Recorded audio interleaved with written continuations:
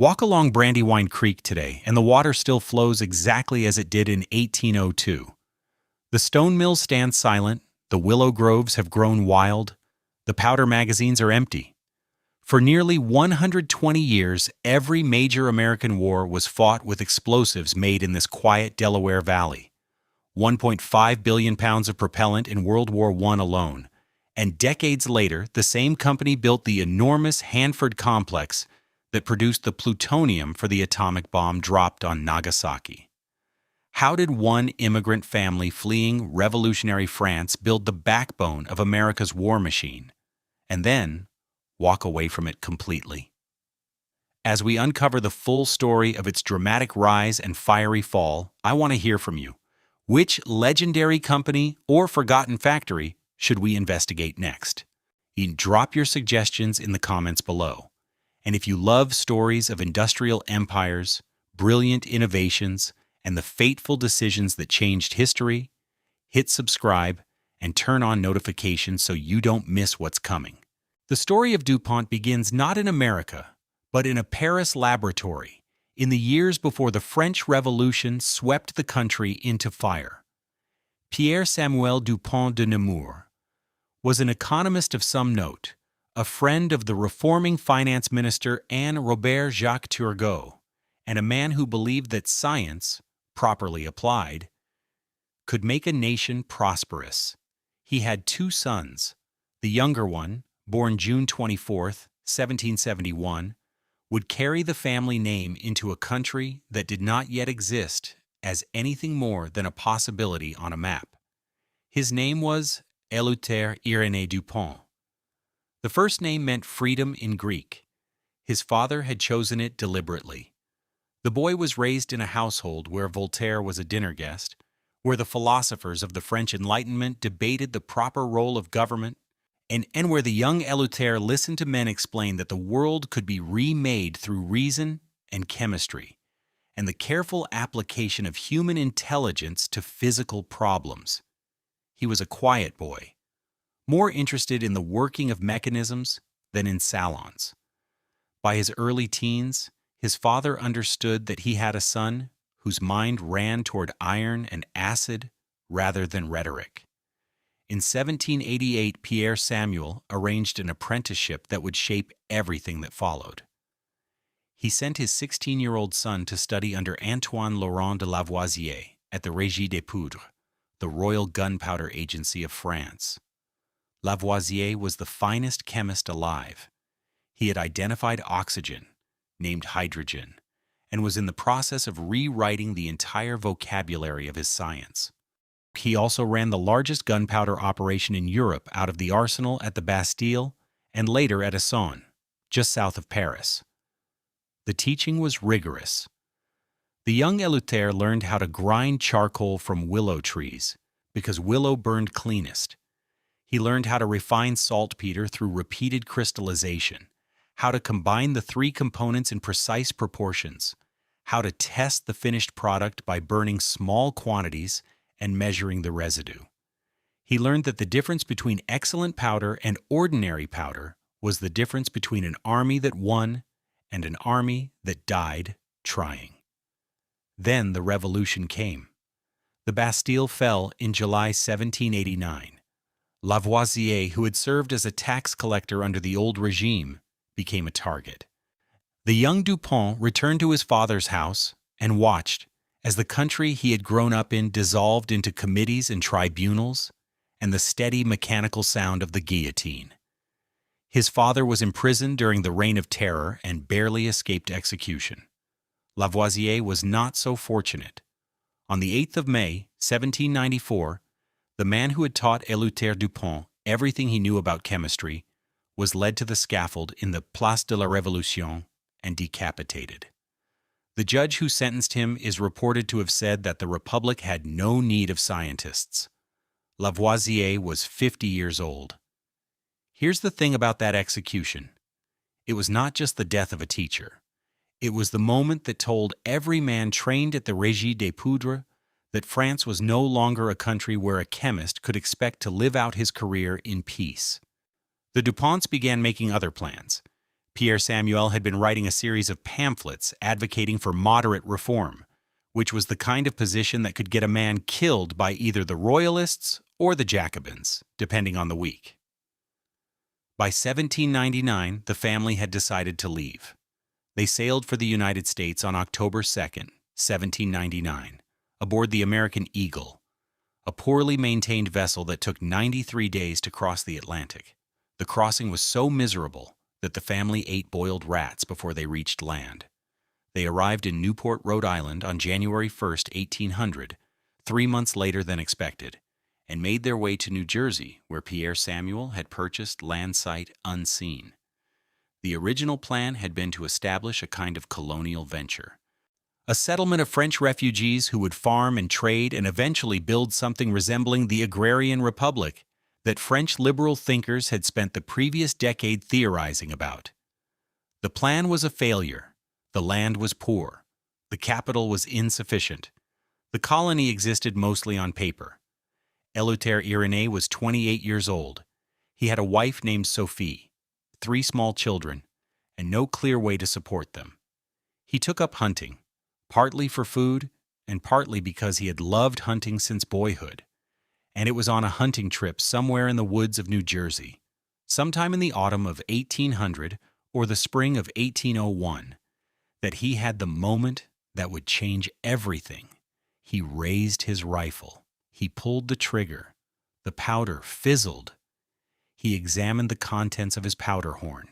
While the American gunpowder he had purchased was the worst he had ever seen. The grains were inconsistent in size. The proportions of saltpeter, sulfur, and charcoal were wrong. The product was sold at premium prices by manufacturers who, by European standards, did not know what they were doing. Éleuthère DuPont, who had spent his teenage years inside the finest powder works in Europe, understood immediately that he was looking at a market with no real competitor in it. The United States imported most of its high-quality powder from Britain and France. Domestic American manufacture was crude. The technical knowledge required to make powder properly did not exist on this continent in any organized form, except in his head. He wrote to friends in France. He requested drawings of the Asson machinery he had worked with as an apprentice. He requested specifications for the rolling mills, the granulating screens, the glazing barrels. He began calculating what it would cost to build a powder works on American soil and how quickly such an operation could be made profitable. The numbers were promising. The barrier to entry was high, which meant the margins would be high once a working operation was established. The American military, the American merchant marine, and the American frontier all needed powder. The country was at peace in 1801, but no thinking person believed it would remain so for long. He took the proposal to his father. Pierre Samuel, ever the political theorist, was unenthusiastic about a son who proposed to make his living from the manufacture of explosives. The family had not crossed an ocean to become merchants of war. But the elder DuPont was also a practical man who could see that the New Jersey colony was failing, that capital was running out, and that his son was offering the only realistic plan anyone had put on the table. He gave his consent. The decision was made in 1801 in a house in Bergen Point, New Jersey, between a father who had wanted to write essays about agriculture and a son who had decided, after watching his teacher's head fall into a basket, that the future of his family would be built out of saltpeter and charcoal and the controlled application of fire. What happened next would arm the United States through every major war for the next 150 years. Éleuthère DuPont spent most of 1801 looking for the right piece of land. The criteria were technical, not aesthetic. He needed running water with enough fall to drive heavy machinery year-round. He needed timber, specifically willow, because willow charcoal burned cleaner than any other wood and was indispensable to the manufacture of high-grade powder. He needed proximity to a port for shipping finished product and importing saltpeter from India. And he needed isolation because powder mills exploded, and a manufacturer who sited his works in a populated area was a manufacturer who would eventually have to answer to the parents of dead children. He found his site in the spring of 1802. It was a stretch of land along Brandywine Creek, 4 miles upstream from the Delaware River, just outside the small port town of Wilmington. The creek dropped 120 feet across 2 miles, providing an enormous reservoir of water power that could be tapped through a series of mill races and water wheels. The surrounding hills were thick with willow groves. The Delaware River 2 miles away gave him access to the Atlantic, and the valley itself was sparsely populated, mostly farmers and a few small grist mills, none of which were close enough to be killed when the inevitable accident happened.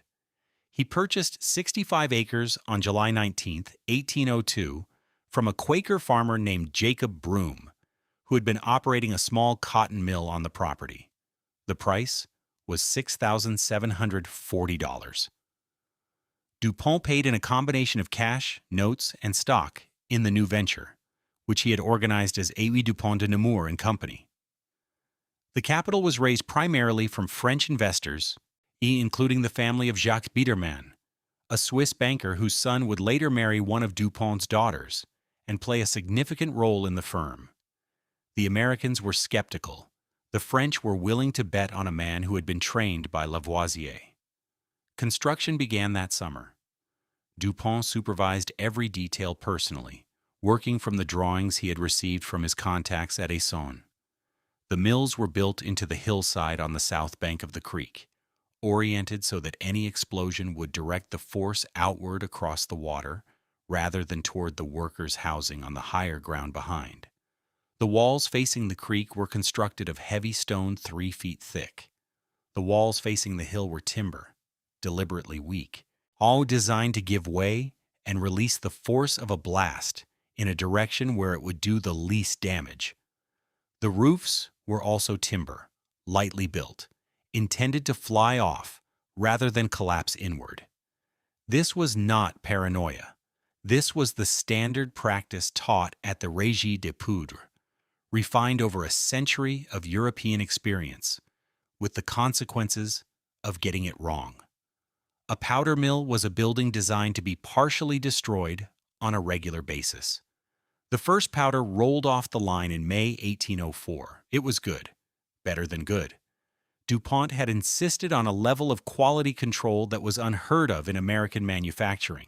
Every batch was tested. Every grain size was measured. Every shipment carried his personal guarantee. He priced his products slightly below the imported British and French powders that dominated the American market.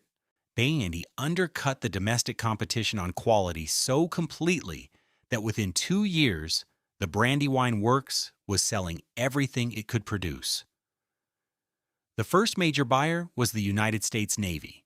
Commodore Thomas Tingey ordered a quantity of DuPont powder in 1805 for testing against the imported product the Navy had been buying from Britain. The American powder performed better. By 1811, the Navy was buying significant quantities of Brandywine powder for use aboard the frigates that would shortly be at war with the country that had previously been its principal supplier. When the War of 1812 began in June of that year, DuPont was positioned almost perfectly. The British blockade cut off imported powder. The American government, which had been buying from European suppliers as a matter of habit, suddenly had no alternative. Orders flooded into Wilmington. DuPont expanded the works as fast as he could hire men and lay foundations, building new mills upstream and downstream of the original site. By 1814, the company was the largest single supplier of military gunpowder to the United States government. The contracts were not enormous by later standards, but they established something more valuable than money. They established that the federal government could rely on this French-born manufacturer in a small Delaware valley to deliver consistent, high-quality propellant under wartime conditions. That credential, once earned, would never need to be earned again. Here's the thing about a powder mill in 1818. A typical day starts before dawn. The mill foreman walks the property in the cold blue light, checking the leather drive belts for wear, examining the great wooden gears, listening for any sound that does not belong.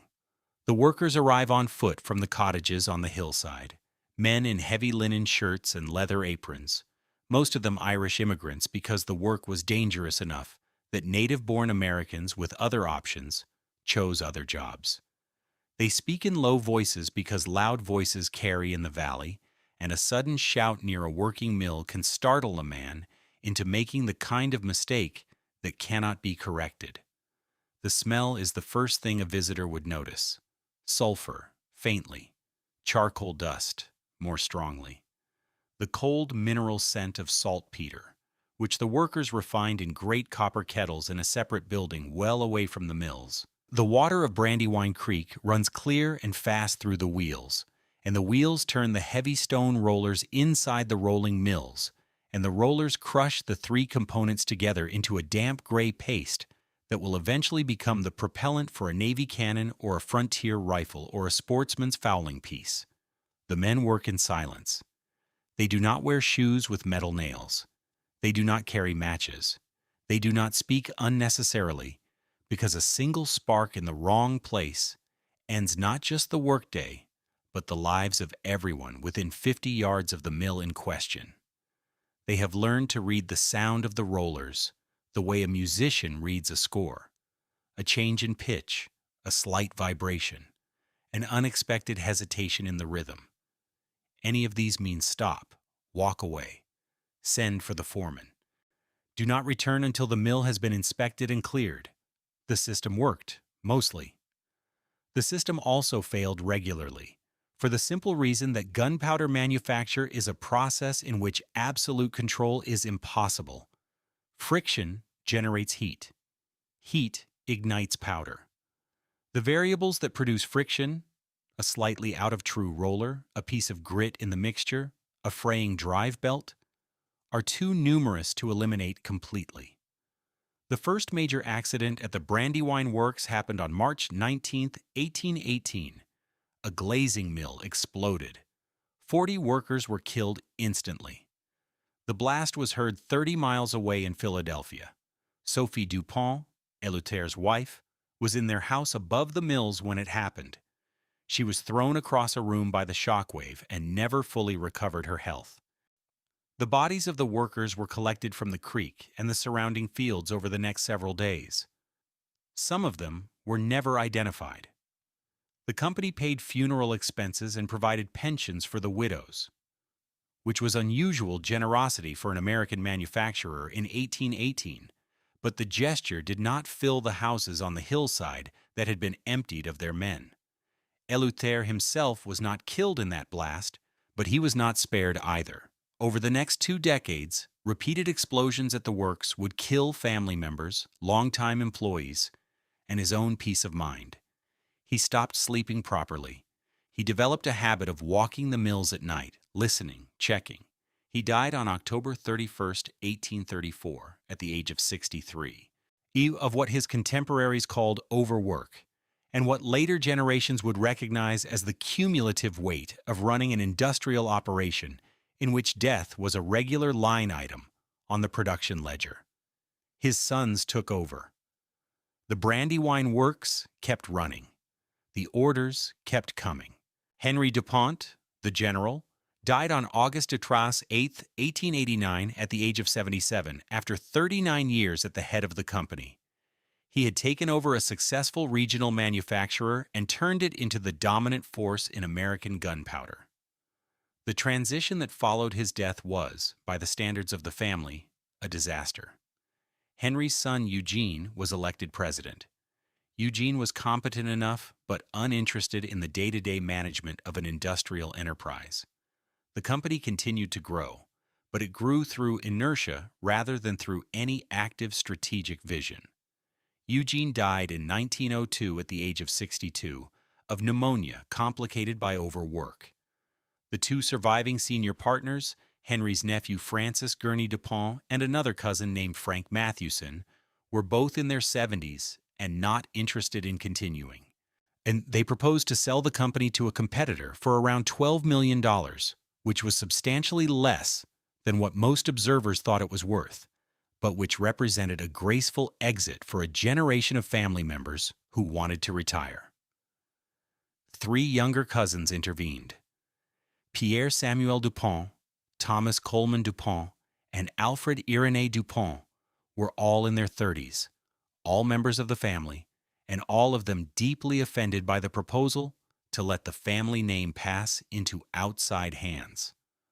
Coleman was the businessman, an aggressive operator who had made his own money in coal and street railways before being pulled back into the family enterprise. Pierre was the financial mind, a graduate of MIT with a talent for the new science of corporate accounting. Alfred was the production man, the one who actually ran the Brandywine works day to day. Together, they offered to buy the company themselves on terms the senior partners could accept.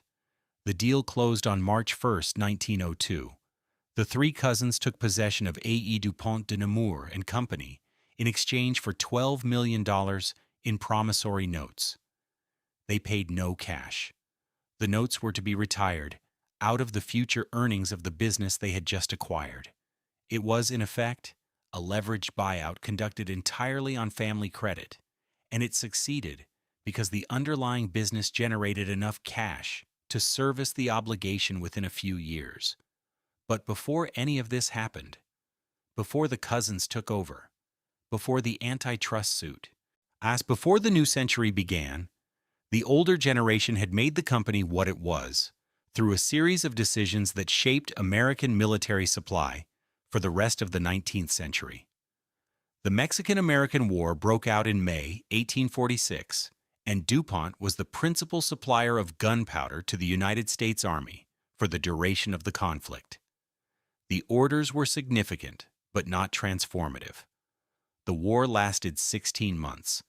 The Mexican forces were poorly equipped.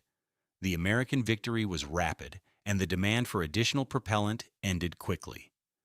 The contracts established something more important than profit, however. They confirmed that the Brandywine Works could scale production to meet wartime demand without sacrificing the quality controls that had built its reputation. By the time General Winfield Scott marched into Mexico City in September 1847, DuPont was the unquestioned dominant supplier of military propellant in the Western Hemisphere. Then came the Crimean War, and an episode that would establish a pattern the company maintained for the next century. The conflict began in October 1853 when Russia invaded the Ottoman territories along the Danube. France and Britain entered the war on the Ottoman side in March 1854. The fighting in the Crimean Peninsula would last until February 1856 and produce roughly 750,000 military deaths from combat and disease. It was the first modern industrial war, fought with rifled muskets and explosive shells and steam-powered transport, and it consumed propellant on a scale that the European manufacturers could not entirely meet from domestic sources. Henry DuPont accepted orders from the British government. He also accepted orders from the Russian government. The shipments were arranged discreetly through neutral ports.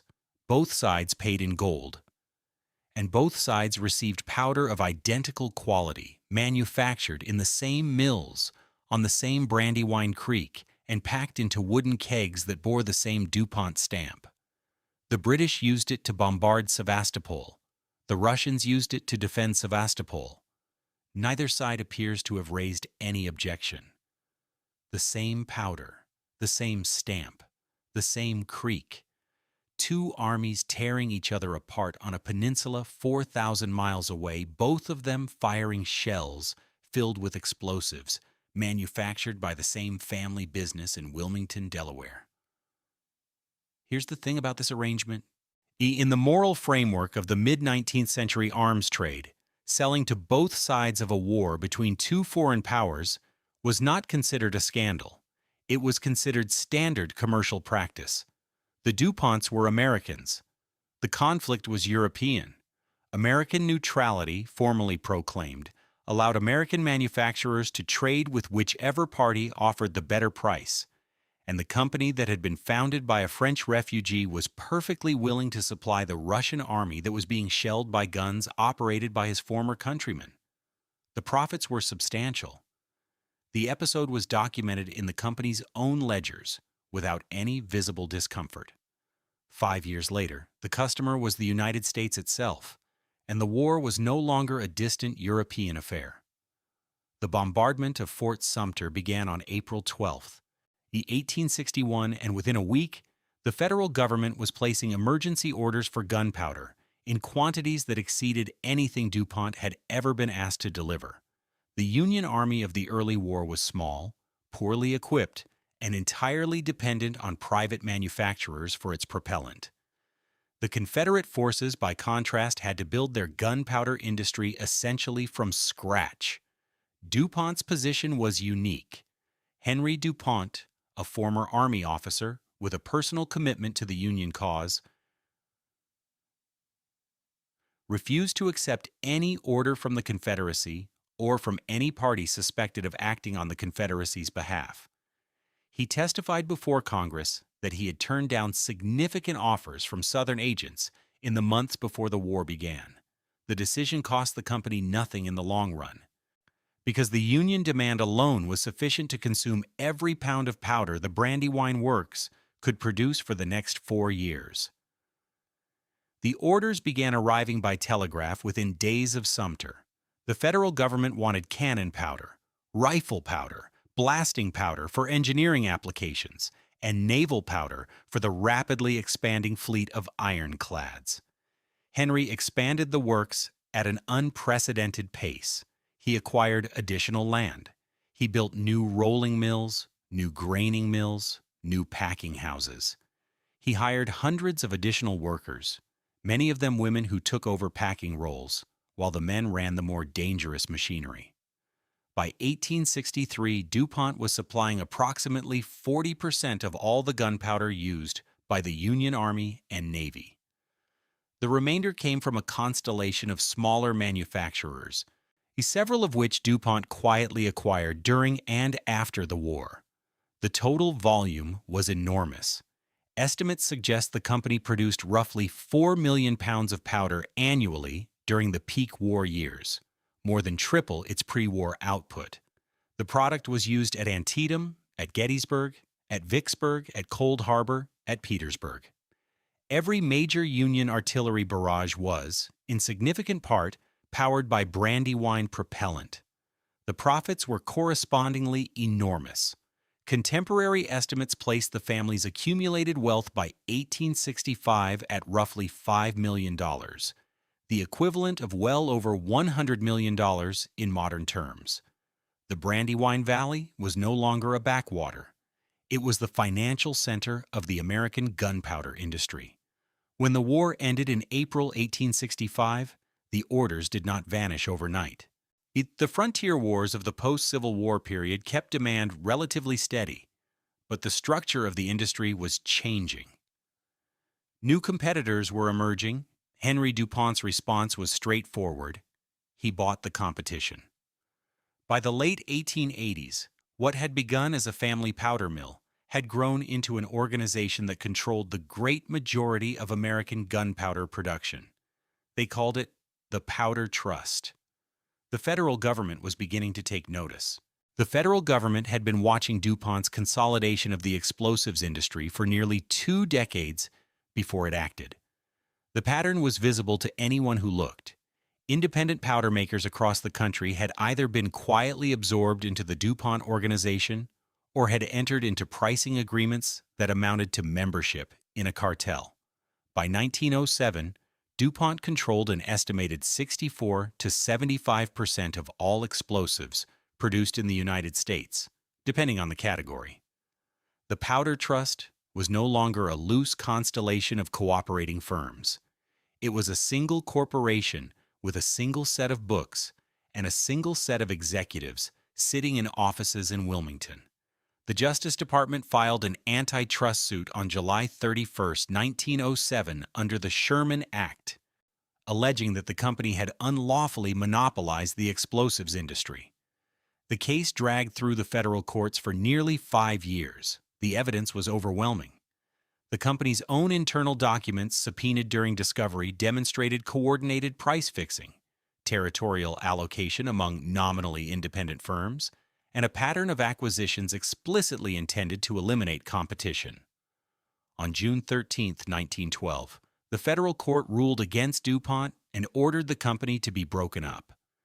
The decree split the explosives business into three separate corporations. DuPont retained the smokeless powder operations and a portion of the dynamite business. Two new companies, Hercules Powder and Atlas Powder, were spun off with the remaining assets. The breakup was less drastic than the antitrust prosecutors had wanted, but more drastic than DuPont had expected, and the cousins responded by pivoting their attention toward chemicals, dyestuffs, and other industrial products that fell outside the scope of the decree. Pierre DuPont, working from his MIT training and from the techniques he had observed at other large industrial concerns, set about transforming the company from a family partnership into a modern corporation. He instituted systematic cost accounting. He created divisional structures with their own profit and loss responsibilities. He hired professional managers from outside the family. He developed the concept of return on investment as a measure of corporate performance, a metric that had not previously existed in any standardized form. The accounting and management methods that Pierre DuPont developed at DuPont in the first decade of the 20th century would later be exported in modified form to General Motors, and from there to the entirety of American big business. He was, in a quiet way, one of the most influential corporate theorists of his generation. Then, in the summer of 1914, an Austrian archduke was assassinated in a city most Americans could not have located on a map, and within weeks the major powers of Europe were marching toward the largest war in human history. The British government placed its first major order with DuPont in October 1914. The order was for 8 million pounds of smokeless powder. The French followed in early 1915 with an order for 10 million pounds. By the middle of 1915, DuPont was the largest single supplier of military propellant to the Allied powers, and the Brandywine Valley was no longer sufficient to handle the volume. Pierre and Coleman built new plants. They constructed an enormous new works at Carneys Point, New Jersey, just across the Delaware River from Wilmington, and another at Old Hickory, Tennessee. They expanded existing facilities in Pennsylvania, Virginia, and West Virginia. By 1917, DuPont employed over 100,000 workers across more than a dozen sites, an industrial workforce of a scale the United States had never seen, concentrated in a single private enterprise. The numbers from those years remain difficult to fully comprehend. Over the course of the war, DuPont produced approximately 1.5 billion pounds of smokeless military powder for the Allied armies. That figure represented roughly 40% of all the propellant fired by Allied forces during the entire conflict. The shells that British gunners fired into the German lines at the Somme, the powder that French artillerymen used at Verdun, the propellant that American doughboys carried into the Argonne, all of it, in significant part, came from DuPont mills. The company also supplied dyestuffs after the British naval blockade cut off German chemical exports, and it began to develop the synthetic chemical capabilities that would become its post-war future. The profits were enormous. DuPont's net earnings during the 4 war years totaled approximately $250 million. In modern terms, accounting for inflation, that figure represents roughly $5 billion. Let that sink in. A single American company, operating from a base in a small Delaware valley, made the equivalent of $5 billion in net profit from selling explosives to the European powers slaughtering each other in the trenches of Flanders and northern France. In 1917, with the war still raging and the cash piling up faster than the company could productively reinvest it within the explosives business, Pierre DuPont made a decision that would reshape American industry for the rest of the 20th century. He used DuPont's wartime profits to buy a controlling stake in General Motors. The initial investment was $25 million in late 1917. By 1919, DuPont had increased its stake to roughly 23% of GM's outstanding stock at a total cost of approximately $50 million. Pierre DuPont became chairman of GM. The gunpowder magnate now controlled the largest automobile manufacturer in the world. The relationship between the two companies would persist for the next 45 years and would eventually produce a separate antitrust case that we will return to. Then came November 11, 1918. The armistice was signed at 5 in the morning in a railway carriage in the forest of Compiègne. The fighting on the Western Front ended at 11 o'clock the same day. Within a week, the cancellation telegrams began arriving at DuPont offices. The British government canceled outstanding contracts. The French government canceled outstanding contracts. The American government canceled outstanding contracts. The plants at Old Hickory and Carney's Point and a half dozen other sites that had been running at full capacity went silent within days, and tens of thousands of workers were laid off. The company that had just made $250 million in profit suddenly faced a future in which its primary product had no market. War brought prosperity. Peace brought crisis. In the press of the early 1920s, a new phrase began to appear. Reformers, journalists, and pacifist politicians described the men who had sold powder to the Allied governments during the war as merchants of death. The phrase was applied to several large munitions firms in several countries. The company that received the most attention, the company that became the central exhibit in the public argument about whether private profit and public slaughter ought to be permitted to coexist, was DuPont. The men running DuPont after the war understood the problem with absolute clarity. The company had just made an enormous fortune, and the source of that fortune was a product the world was now actively trying not to buy. The boom and bust cycle that the firm had ridden through the Civil War, through the Crimean conflict, through the lean years of the 1870s, was about to repeat itself with greater force than ever before. Pierre DuPont and his executives concluded that the only way to escape the cycle was to leave the explosives business behind, or at least to reduce it to one division among many. The strategy was diversification through chemistry. The company had already begun experimenting with industrial chemicals during the war. Now, partly because the British naval blockade had cut off German dyestuffs and DuPont had been asked by the federal government to fill the gap. The wartime experience had given the company a small but capable chemicals division, a base of trained chemists, and an intuition for the kinds of products that might be developed from the same nitrocellulose technology that had produced smokeless powder. In 1923, DuPont consolidated this thinking into a strategic decision that would shape the company for the next 60 years. It established an industrial research operation modeled on the German chemical giants, hired chemists in unprecedented numbers, and built a dedicated research campus on the Brandywine, 4 miles upstream from the original mills. The experimental station, as it was called, opened in 1903 in modest form and was expanded throughout the 1920s into one of the largest private research laboratories in the world. By the end of the decade, DuPont employed several hundred scientists working on everything from synthetic rubber to artificial silk to industrial coatings. In 1927, DuPont's research director, Charles Stein, proposed something more ambitious. He argued that the company should invest not just in applied research aimed at specific commercial products, but in fundamental research aimed at discovering new chemistry without any predetermined application in mind. The idea was radical for its time. American industry did not generally fund pure science. That was the work of universities. Stein's proposal was that DuPont should hire the best academic chemists in the country. He'd give them excellent equipment and modest direction, and see what they produced. The board approved a budget of $20,000 a month. Stein began recruiting. In February 1928, DuPont announced that it had hired a 31-year-old organic chemist from Harvard named Wallace Hume Carruthers. Carruthers had just earned his doctorate at the University of Illinois and had been teaching at Harvard for 2 years. He was, by the consensus of every chemist who had worked with him, the most promising young researcher of his generation.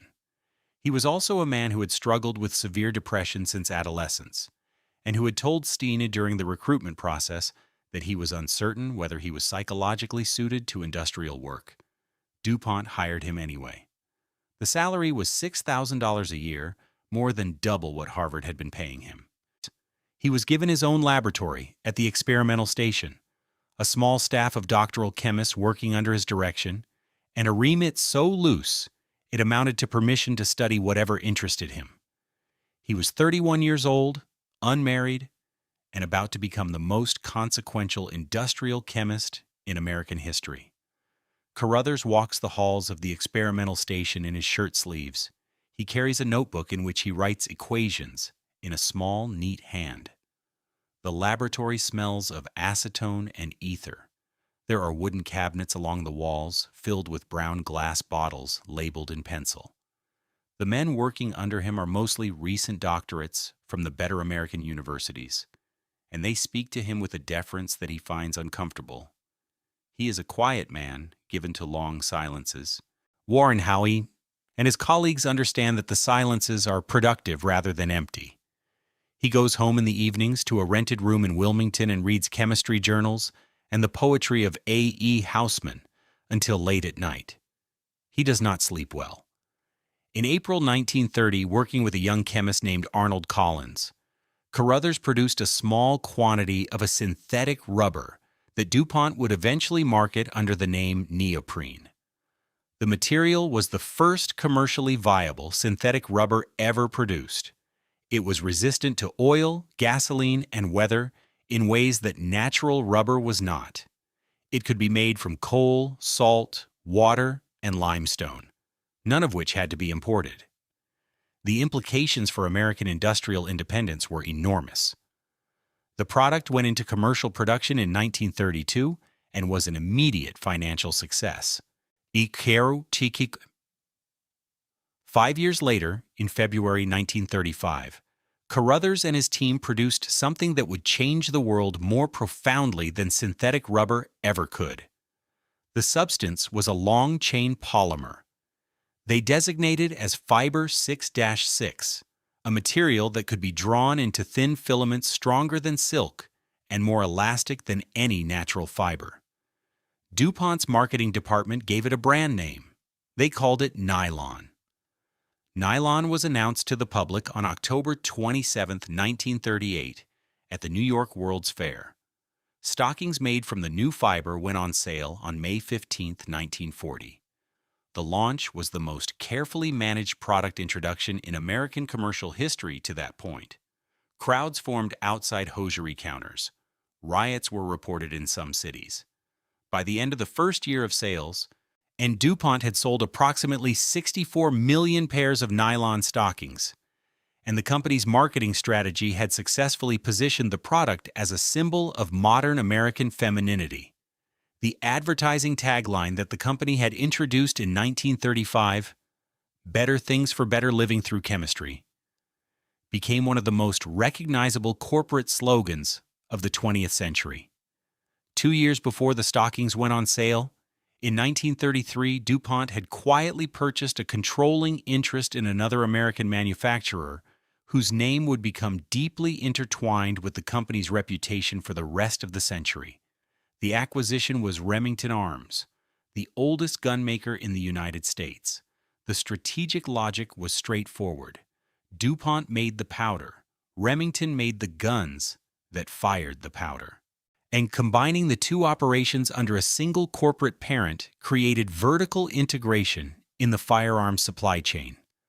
The full story of what happened to Remington under DuPont and its subsequent owners is the subject of a separate episode on this channel, and listeners interested in the specific decline of America's oldest gunmaker should consult that account directly. While DuPont's chemists were inventing the future, Congress was preparing a public reckoning with the company's past. On April 12, 1934, the United States Senate established a special committee to investigate the munitions industry. The committee was chaired by Senator Gerald Nye of North Dakota. Biwomey, a progressive Republican who had become convinced that the country had been led into the First World War by financial and industrial interests, rather than by any genuine threat to American security. The Nye Committee held public hearings for the next 18 months. It interviewed bankers, weapons manufacturers, and government officials. It subpoenaed corporate records, including extensive documentation from DuPont. Éleuthère Irénée and DuPont all testified before the committee. The questioning was hostile. Senator Nye himself referred to the witnesses as merchants of death, using the phrase that had circulated in pacifist publications throughout the 1920s and that now entered the formal congressional record. The hearings produced no immediate legislative consequences and did not result in criminal charges against any DuPont executive. They did, however, produce a documentary record of how an American chemical company had profited from European war on a scale that few citizens had previously understood, and they shaped public perceptions of the munitions industry for the next 2 decades. On April 29, 1937, 2 days after his 41st birthday, Wallace Hume Carruthers checked into a hotel room in Philadelphia. He had been struggling with depression with increasing severity for months. His sister had died unexpectedly in January. His marriage was unhappy. His sense that he had failed to live up to his own scientific aspirations had become unbearable. He had carried a small vial on his keychain for years, and telling friends that he might one day need it. In the hotel room that morning, he used it. He was found dead the following day. He was 41 years old. The discoverer of nylon left no children. DuPont's stock did not move. Production of his materials continued. The experimental station kept running. That same year, the federal government opened a new antitrust action against DuPont, this one targeting the company's continuing ownership of General Motors stock. The case would not be decided for another 25 years. Germany invaded Poland on September 1, 1939. Within 48 hours, France and Britain had declared war. The conflict that the Nye Committee had spent 18 months arguing the United States must never repeat was now underway, and the men running DuPont understood that whatever public misgivings remained from the previous war, the company would once again be asked to manufacture weapons at industrial scale. The British placed their first orders within weeks. The French followed. American military procurement officers began visiting Wilmington, asking quiet questions about production capacity. By the end of 1940, DuPont was producing smokeless powder for the Allied forces at a rate approaching its peak output of 1918. The American entry into the war on December 8, 1941, accelerated everything. The military establishment that had been preparing for 2 years now activated procurement contracts on a scale that dwarfed the First World War. DuPont built or operated a long list of government-owned ordnance plants across the country. The company manufactured smokeless powder, TNT, and a variety of specialty propellants and explosives. By 1943, it was operating facilities in Indiana, Tennessee, Iowa, Texas, Virginia, Alabama, and Wisconsin, in addition to its existing operations in Delaware and New Jersey. The output figures were staggering. DuPont produced approximately 4.5 billion pounds of military explosives during the Second World War, 3 times the volume of its First World War output. But the most consequential decision the company would make during the war did not involve gunpowder at all. In the late summer of 1942, a group of Army officers led by Brigadier General Leslie Groves traveled to Wilmington to meet with DuPont President Walter Carpenter. Groves was the head of a project so secret that almost nothing about it could be discussed openly. He needed an industrial contractor capable of building and operating a facility that would produce a substance most chemists had never heard of, in quantities that no one had ever produced, using a process that did not yet fully exist outside the notebooks of a small group of physicists working at the University of Chicago. The substance was plutonium. The project was the construction of the bomb. Carpenter's initial response was reluctance. DuPont had spent the better part of 2 decades trying to escape its reputation as a munitions manufacturer. The chemicals business, the consumer brands, through the nylon and neoprene and cellophane that the public associated with the company, were the future Pierre DuPont's strategic vision had built. Adding a top-secret weapons project to the corporate ledger seemed to point in exactly the wrong direction. Carpenter consulted with the board. The board consulted with the family. After several weeks of deliberation, DuPont accepted the contract on a single condition. The fee for the work would be $1, plus expenses. Read that again. The largest industrial contract of the Second World War, awarded to the largest chemical manufacturer in the United States, would be performed at cost. DuPont would manage the construction and operation of a facility whose total capital investment would eventually exceed $350 million in 1940s dollars. And the company would charge a single dollar for its services. Walter Carpenter explained the rationale in subsequent testimony.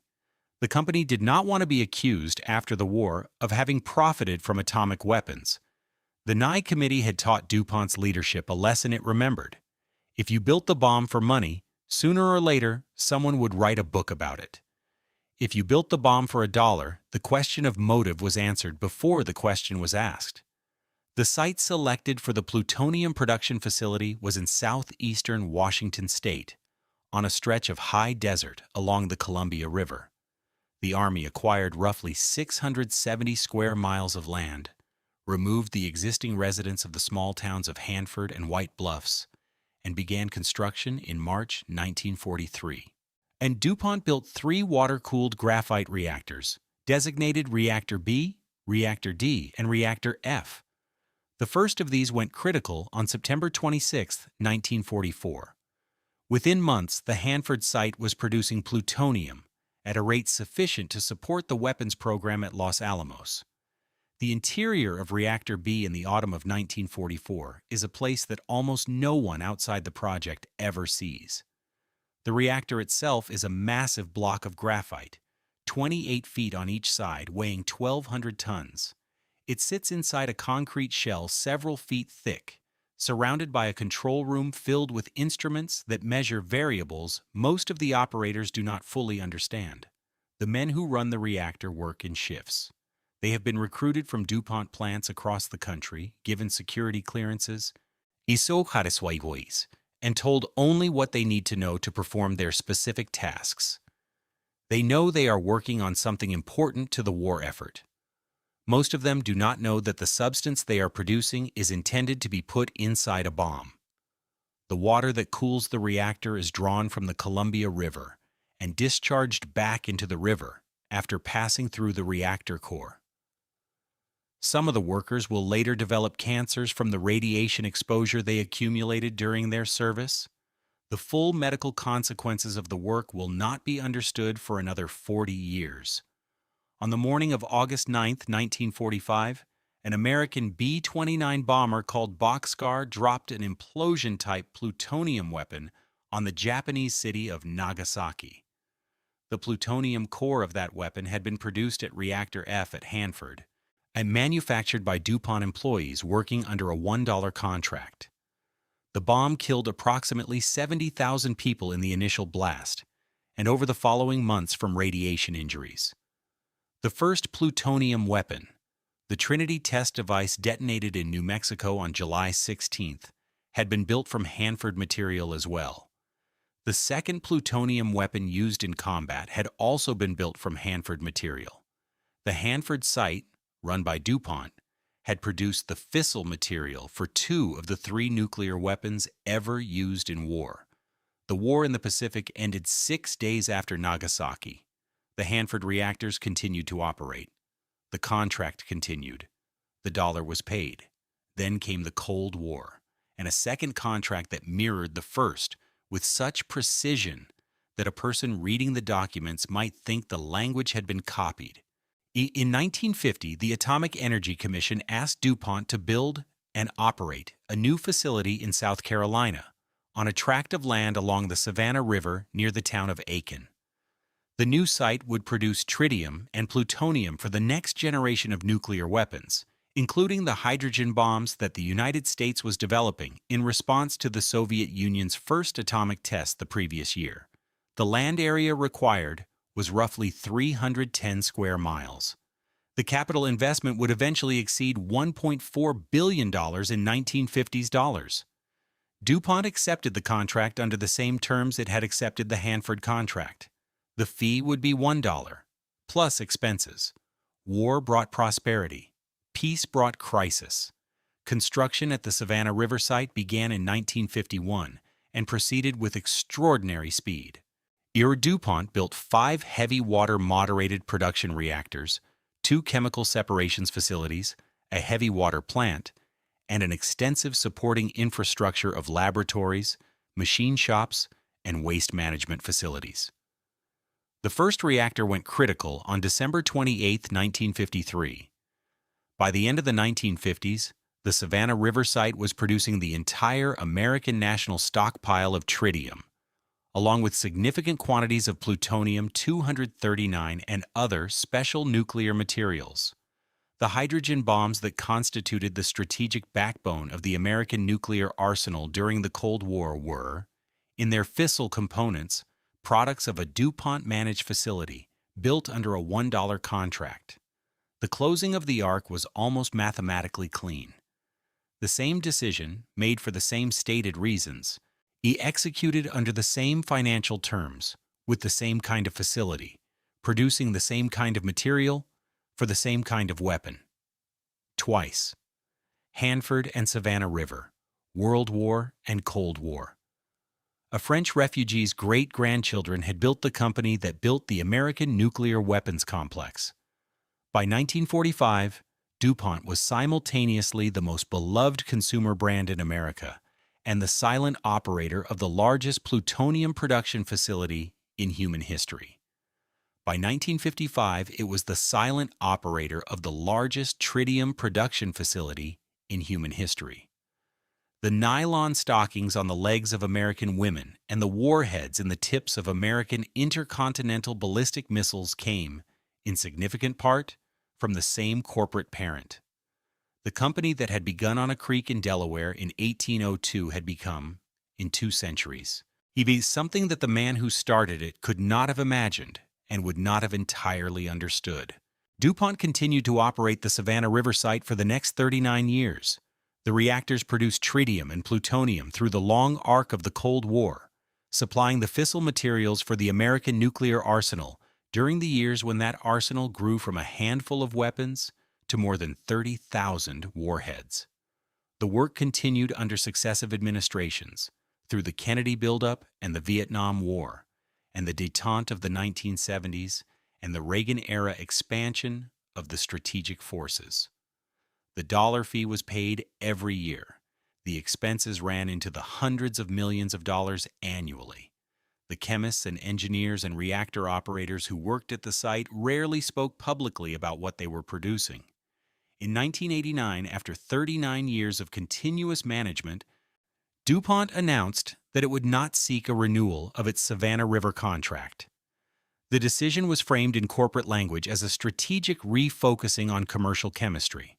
The actual reasons were more complicated. The site had developed serious environmental problems, including widespread groundwater contamination and aging reactors that were increasingly difficult to operate safely. The political environment had shifted. The Cold War was ending. A new generation of DuPont executives, less personally connected to the wartime decisions of the 1940s, was less willing to carry the reputational weight of nuclear weapons production. The contract passed to Westinghouse on April 1, 1989. DuPont's role in the American nuclear weapons complex, which had begun in a Wilmington office in 1942, ended 47 years later with a corporate press release. 4 years later, in 1993, DuPont sold Remington Arms to a New York investment firm called Clayton, Dubilier, and Rice for approximately $300 million. The sale ended 60 years of DuPont ownership of the oldest gun maker in the United States and marked the company's formal exit from the firearms business. What happened to Remington under its subsequent owners is documented in detail in a separate episode on this channel, and the events of those years form a complete narrative on their own. For the purposes of the DuPont story, the 1993 sale closed the loop that had been opened in 1933. The decades that followed saw the company itself reshaped almost beyond recognition. The 1990s brought a series of strategic divestitures and acquisitions as DuPont attempted to position itself for the new century. The 2000s brought a long series of environmental lawsuits over the chemical perfluorooctanoic acid used in the manufacture of Teflon and contaminated groundwater across communities in West Virginia and Ohio. The legal exposure from those cases would eventually exceed $1 billion in settlements. In 2015, DuPont spun off its most contaminated chemical liabilities into a separate company called Chemours, an arrangement that critics described as a deliberate effort to shield the parent corporation from future judgments. In 2017, DuPont merged with Dow Chemical to form a holding company called Dow DuPont, valued at approximately $130 billion.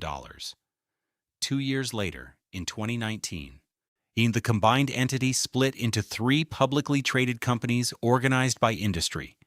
The agriculture business became Corteva. The materials science business became the new Dow. The specialty products business retained the DuPont name.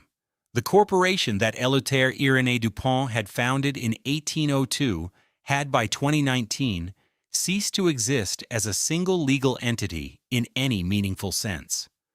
The brand name continued. The operations had been distributed across 3 separate companies with 3 separate boards of directors and 3 separate strategic visions.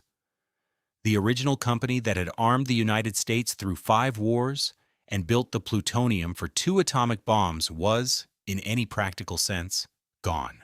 Walk along Brandywine Creek today, and the water still runs the same way it did in 1802. The original mills are preserved as the Hagley Museum, which occupies 235 acres of the original DuPont property along the south bank of the creek. The buildings that survived the explosions of the 19th century have been restored. The water wheels turn for visitors on certain weekends. School groups walk the paths that workers once walked before dawn, listening to guides explain how charcoal was made from willow trees and how saltpeter was refined in copper kettles. The visitor center contains a model of the original 1802 powder works and a small exhibit on the family that built it. The mills are quiet. The willow groves have grown back along the creek banks. The cottages on the hillside where the Irish workers lived are gone, demolished in the 1960s when the property was converted to its current use. The cemetery where Éleuthère Irénée du Pont is buried sits on a hill overlooking the creek, beneath a stone that gives his name and the dates of his birth and death and nothing else. The dates are in French. The water still falls the same way it did when he stood on this bank in 1802 and decided that this was the place to build something. 2 centuries have passed, 5 wars, 1 Cold War, 1 man trained by Lavoisier, 3 cousins who reorganized American capitalism, 1 chemist who killed himself in a hotel room in Philadelphia, 2 reactors that produced the plutonium for 2 atomic bombs. Pierre Samuel DuPont, who first arrived from France with his family on a leaking ship that took 93 days to cross the Atlantic, is buried in the same hillside cemetery as his son. So is Henry the General. So is Pierre. So is Coleman. So is Alfred. The graves are arranged in family order, surrounded by a low stone wall, kept by a small grounds crew who maintain the property year-round. Below the graves, the creek runs. The wheels stand silent now in the open air, mounted on stone pylons that the workers built by hand in the 1810s. They have been there for more than 200 years. The wood has been replaced more than once. The iron fittings have been replaced more than once. The water moves through the wheel housings and out the other side and continues down the valley toward the Delaware River. The same path the water took when the powder mills were running. The same path the water took when Éleuthère Irénée du Pont first walked this bank looking for a place to build his life. The trees lean over the creek. The light comes through the leaves and patches. Éleuthère, a great blue heron, stands sometimes in the shallows downstream of the second wheelhouse, motionless for minutes at a time, watching for fish. The current still runs fast enough to drive a powder mill. Nobody is going to build one here,